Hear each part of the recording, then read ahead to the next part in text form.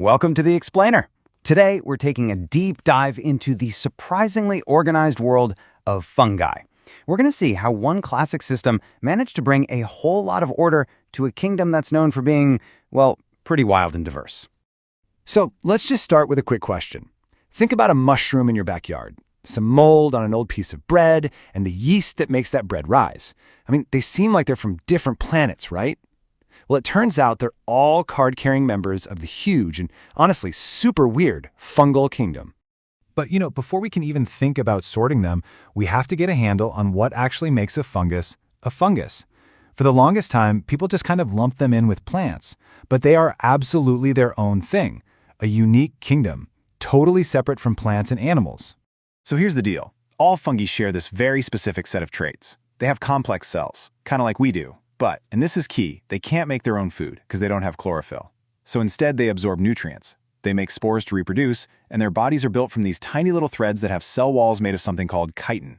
It's this special combo that puts them in a league of their own. Okay, so with all these different fungi out there, where do you even start to organize them? Well, we're going to follow the path laid out by one mycologist, a guy named G.C. Ainsworth, who brought this just brilliant sense of order to all the chaos. Ainsworth was a real trailblazer, basically a map maker for the fungal world, and he didn't just pull this out of a hat. As you can see, he developed and tweaked his system over years, publishing his ideas, getting feedback, and refining them. He was really one of the first to give fungi the respect they deserve as their own separate kingdom. His first move was a huge one. He looked at the entire kingdom Mycota and split it right down the middle into two big divisions. On one side, you've got the Myxomycota, the slime molds. These guys are wild. They lack cell walls and can move around like giant amoebas. And on the other side, you have the Eomycota, or the true fungi, which have those classic chitin cell walls and thread-like bodies. Okay, so from this point on, we're going to focus on the Eumycota, the true fungi, because this is where Ainsworth used one simple, really elegant rule to sort pretty much everything else. But first, a super quick refresher on the basic building block of a true fungus. It's this tiny, microscopic thread called a hypha. Now, when you get a whole tangled mass of these threads together, that's called a mycelium, and that's the main body of the fungus you don't usually see. So that leads to a pretty obvious question, right? If most true fungi are just these enormous networks of tiny little threads, how in the world are you supposed to tell them apart in any way that makes sense? And this is Ainsworth's brilliant solution.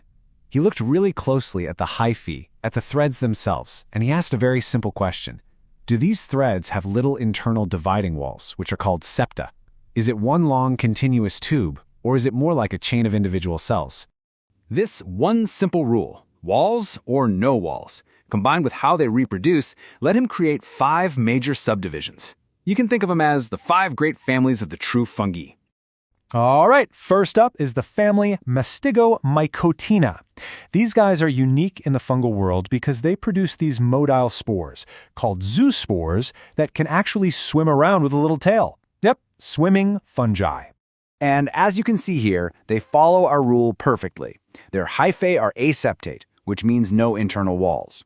Their big defining feature is that little swimming spore, which is why a lot of people consider them a more ancient or primitive group of fungi. Let's move on to our next family, the Zygomycotina.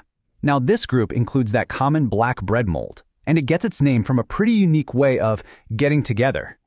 So, just like that first group, these fungi are aseptate, still no walls in their hyphae. But their claim to fame is this incredibly tough, super resilient spore called a zygospore that they form when two compatible hyphae meet up and fuse. Okay, hold on, because now we hit a major shift with our third family, the Ascomycotina, way better known as the sac fungi. And this group is absolutely massive and incredibly diverse. And here's where our rule changes. This is what's so cool. These fungi have septate hyphae. They have walls. They're defined by making their sexual spores inside a tiny sac-like structure called an ascus. And yeah, that's right, the famous penicillium that gives us penicillin, it belongs right here. This fourth family, the Basidiomycotina, includes most of the fungi that you'd probably recognize on a walk in the woods. We're talking mushrooms, puffballs, bracket fungi, and they're called the club fungi for a very good reason. So these are also septate, they've got walls, but instead of making their spores inside a sac, They produce them on the outside of a specialized, club-shaped structure called a basidium. You can kind of think of it like a tiny little pedestal for launching spores out into the world. And that brings us to our final group, which for a long time was kind of like the junk drawer of the fungal kingdom. The Deuteromycotina, or the imperfect fungi, were known more for what we didn't know about them than what we did.